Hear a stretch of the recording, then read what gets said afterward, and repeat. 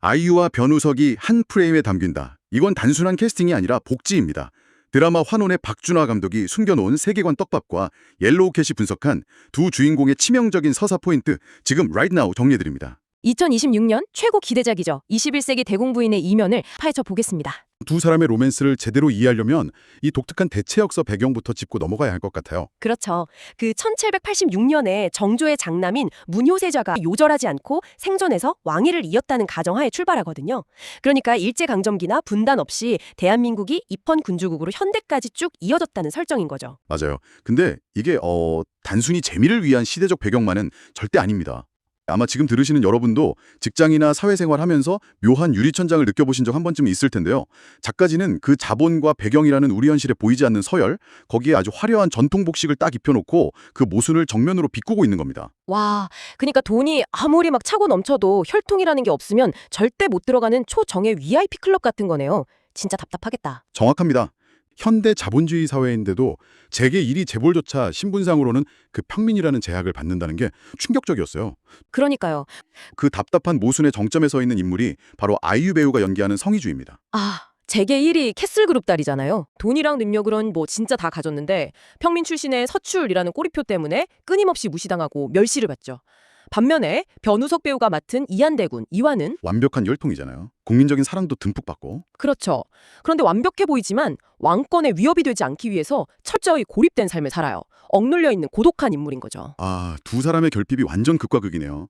한 명은 신분을 돈으로 사려는 여자고, 다른 한 명은 그 숨막히는 삶을 환기할 변수가 필요한 남자고. 네, 서로의 그 절실한 필요를 채우기 위해서 철저히 개선된 비즈니스 파트너로 계약 결혼을 감행하게 되는 겁니다. 근데 잠깐만요. 그 재벌녀가 왕족을 돈으로 산다는 게 통쾌하긴 한데 결국 자본으로 신분이라는 한계를 덮어버리겠다는 또 다른 형태의 갑질로 보일 수도 있지 않나요? 충분히 그렇게 보일 수 있죠. 근데 바로 그 지점에서 이 드라마가 뻔한 신데렐라 스토리를 아주 영리하게 뒤집습니다. 진짜요? 어떻게 뒤집는데요? 희조가 누군가의 구원을 얌전히 기다리는 게 아니고요. 얼음장 같은 이한대군한테 막 거침없이 직진하고 플러팅을 날리면서 주도권을 딱 쥐거든요. 와, 멋지다. 그리고 이 로맨스가 시청자들한테 설득력을 얻는 진짜 이유가 따로 있습니다.